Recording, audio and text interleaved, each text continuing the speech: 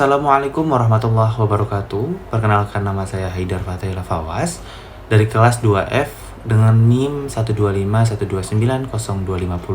Pada kesempatan kali ini saya akan memaparkan materi mengenai etika filsafat komunikasi dengan fokus pembahasan pada aspek ontologi. Komunikasi merupakan aktivitas yang selalu dilakukan manusia dalam kehidupan sehari-hari, baik komunikasi dengan diri sendiri, orang lain, kelompok, maupun komunikasi massa. Komunikasi menjadi sarana penting untuk membangun hubungan sosial dan saling memahami satu sama lain. Sebelum kita mendalami aspek ontologi, saya akan menjelaskan terlebih dahulu filsafat komunikasi. Menurut Muhammad Zamroni dalam e-booknya menjelaskan, filsafat adalah usaha untuk memahami atau mengerti dunia dalam hal makna dan nilai-nilainya. Dalam bukunya Prof. Dr. Nina Wisham MS, menurut Prof. Dr. Nina Wisham MS dalam bukunya, ontologi adalah cabang filsafat yang membahas tentang sifat wujud atau nature of being, atau secara lebih khusus berkaitan dengan sifat dari gejala atau fenomena yang kita ketahui.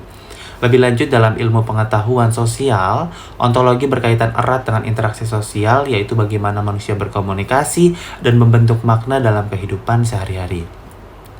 Hal ini sejalan dengan materi yang kita bahas, bahwa komunikasi merupakan aktivitas yang tidak pernah lepas dari kehidupan manusia, baik komunikasi dengan diri sendiri, orang lain, kelompok, maupun komunikasi massa, yang semuanya bertujuan untuk membangun hubungan sosial yang positif. Dalam bukunya Dr. Nunu Burhanuddin LCMA menjelaskan, ontologi merupakan salah satu kajian filsafat yang paling kuno dan berasal dari Yunani. Kajian tersebut membahas keberadaan sesuatu yang bersifat konkret. Tokoh Yunani yang memiliki pandangan yang bersifat ontologis adalah Thales, Plato, dan Aristoteles. Dijelaskan juga dalam jurnalnya, filsafat ilmu dakwah merupakan kegiatan berpikir secara kritis, radikal, universal, dan sistematis tentang segala hal yang berkaitan dengan masalah-masalah mendasar dalam dakwah, meliputi hakikat kenyataan dakwah, kedudukan dakwah sebagai ilmu pengetahuan, dan tujuan atau manfaat dalam mempelajari pengetahuan dakwah. Melalui pengetahuan tersebut, proses selanjutnya yang tak kalah penting adalah proses komunikasi. Berdakwah tanpa berkomunikasi mustahil rasanya. Dalam bukunya Pengantar Filsafat karya Listiorini Esfil menjelaskan, ontologi merupakan cabang yang membahas hakikat, realitas, dan keberadaan sebagai salah satu disiplin inti dalam filsafat.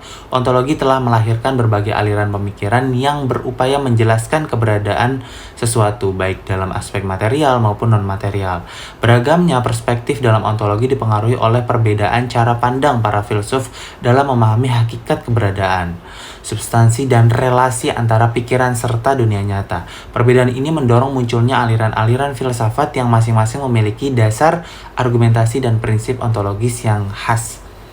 Dijelaskan juga oleh Profesor Dr. Alo Liliweri MS dalam e-booknya, ontologi dapat dipahami sebagai cabang filsafat yang mempelajari esensi dari segala sesuatu yang ada dengan fokus utama pertanyaan dasar mengenai keberadaan dan struktur realitas. Nah, dalam artikel yang dimuat oleh UIN Malang, dijelaskan ontologi merupakan salah satu di antara lapangan-lapangan yang penyelidikan kefilsafatan yang paling kuno. Sejak dini, dalam pikiran barat sudah menunjukkan munculnya perenungan ontologis, sebagaimana Thales ketika ia merenungkan dan mencari apa sesungguhnya hakikat yang ada itu, yang pada akhirnya ia berkesimpulan bahwa asal-usul dari segala sesuatu yang ada itu adalah air. Ontologi merupakan azas dalam menetapkan bahas ruang lingkup wujud yang menjadi objek penelaahan serta penafsiran tentang hakikat realitis. Ontologi meliputi permasalahan apa hakikat ilmu itu, apa hakikat kebenaran dan kenyataan yang inheren dan pengetahuan itu, yang tidak terlepas dari pandangan tentang apa dan bagaimana yang ada. Paham idealisme atau spiritualisme, materialisme, dualisme, pluralisme, dan seterusnya merupakan paham ontologis yang akan menentukan pendapat dan bahkan keyakinan kita masing-masing tentang apa dan bagaimana kebenaran dan kenyataan yang hendak dicapai oleh ilmu itu sendiri. Ontologi dibagi menjadi ontologi bersahaja, ontologi kuantitatif, kualitatif, serta ontologi monistik.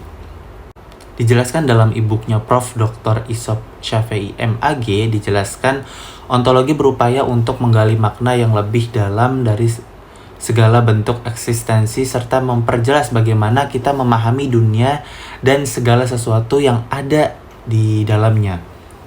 Dalam jurnal Ahmad Yani, Surrahman dengan judul Komunikasi Perspektif Islam dalam analisis ontologi, ontologi sendiri berarti memahami hakikat jenis ilmu pengetahuan itu, yang dalam hal ini adalah ilmu komunikasi. Ontologi ilmu membatasi diri pada ruang kajian keilmuan yang bisa dipikirkan manusia secara rasional dan yang bisa dialami melalui panca indera manusia.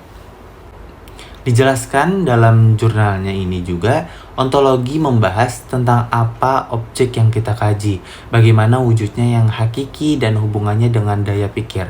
Epistemologi membahas tentang bagaimana mendapat pengetahuan, bagaimana kita bisa tahu dan dapat membedakan dengan yang lain.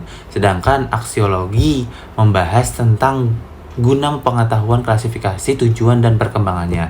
Akan tetapi untuk sekarang ini, kami akan menitik beratkan pembahasan kepada masalah ontologi yang mana membahas tentang apa objek yang kita kaji, bagaimana wujudnya yang hakiki, dan hubungannya dengan daya pikir. Jadi terdapat 3 landasan utama, yaitu ontologi yang mana membahas tentang apa yang dikaji, yang kedua epistemologi yang mana membahas bagaimana cara memperoleh pengetahuan, dan yang terakhir, yang ketiga, aksiologi yang mana membahas tentang manfaat atau tujuan pengetahuan. Kesimpulannya, ontologi dalam filsafat komunikasi membahas tentang hakikat komunikasi, mulai dari objek yang dikaji, bentuknya, hingga makna yang terkandung di dalamnya.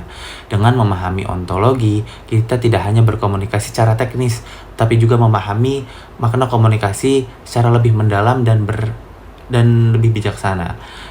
Demikian pemaparan dari saya, Haider Fatih Fawaz. Semoga dapat memberikan manfaat dan menambah wawasan untuk kita semua. Wallahul muwaffiq. Wassalamualaikum warahmatullahi wabarakatuh.